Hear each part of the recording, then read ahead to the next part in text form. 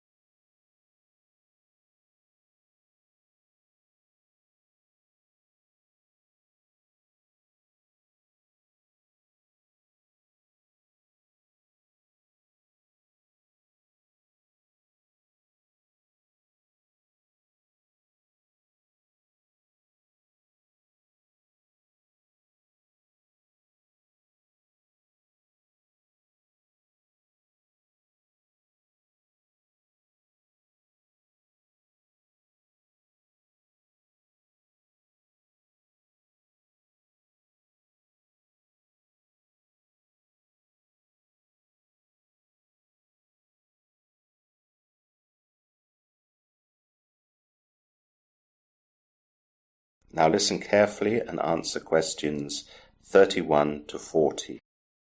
Today's lecture is about a product that has become a social custom in many countries: tea. Tea is first recorded as being drunk in China, with the first records of it dating from around 200 years BC. In fact, tea drinking certainly became established in China many centuries before it had even been heard of in the West. In the latter half of the 16th century, there are the first mentions of tea as a drink among Europeans. These are mostly from Portuguese, who were living in the East as traders and missionaries. Although some of these individuals may have brought back samples of tea to their native country, it was not the Portuguese who were the first to ship back tea as a commercial import. This was done by the Dutch, who in the last years of the 16th century began to encroach on Portuguese trading routes in the East. In the 17th century, the British took to tea with an enthusiasm that continues to the present day. It became a popular drink in coffee houses, which were as much locations for the transaction of business as they were for relaxation or pleasure.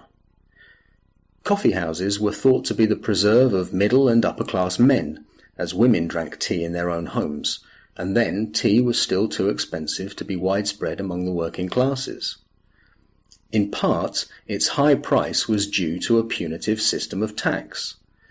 The first tax on tea in the leaf, introduced in Britain in 1689, was so high at 25 pence per pound that it almost stopped sales.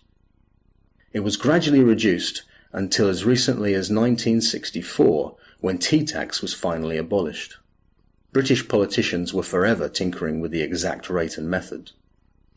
During the 18th century, there was an equally furious argument about whether tea drinking was good or bad for the health.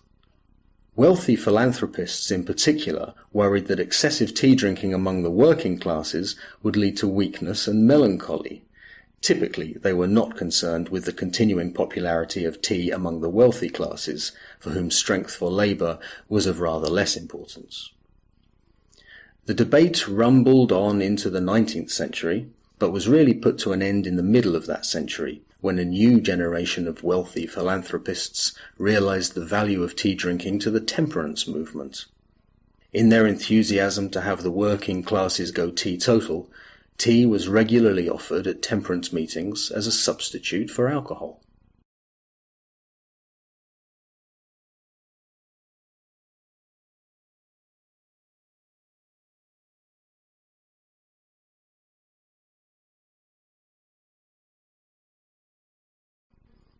Today, tea is a staggeringly popular drink all over the world. Although many people perceive the UK to be the biggest tea consumer, they only make up 6% of world tea consumption, which is the same as Russia. Japan, another traditional tea consumer, makes up 5%. Chinese consumption outstrips these countries with 16%, but India is the largest consumer with 23%. The rest of the tea consumption across the world is shared around the rest of the world.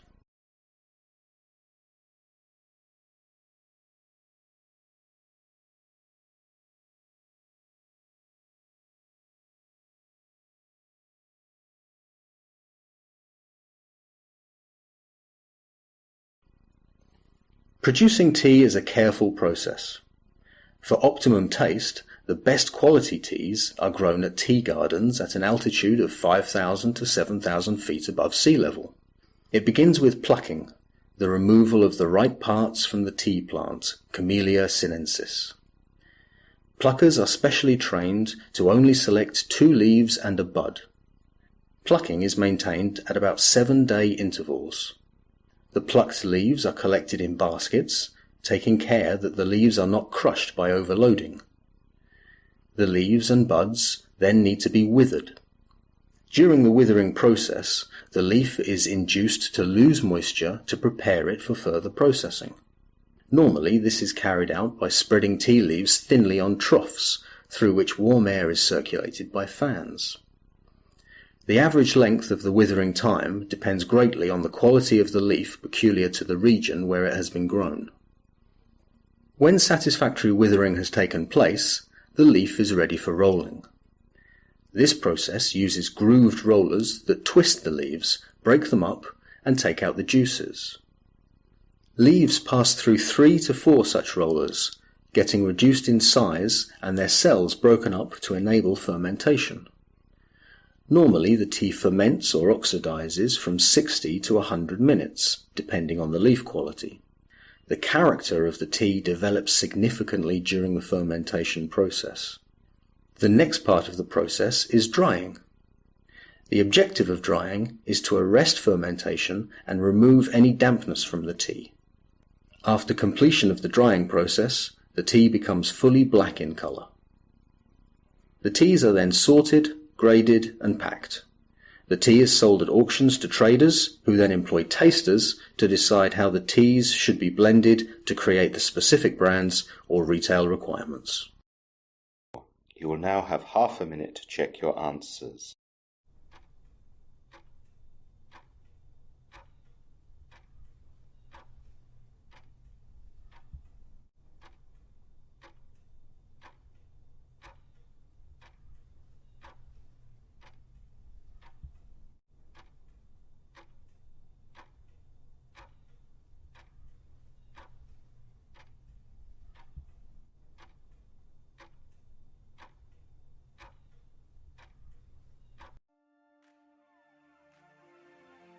That is the end of the listening test. In the Ielts test, you will now have 10 minutes to transfer your answers to the answer sheet.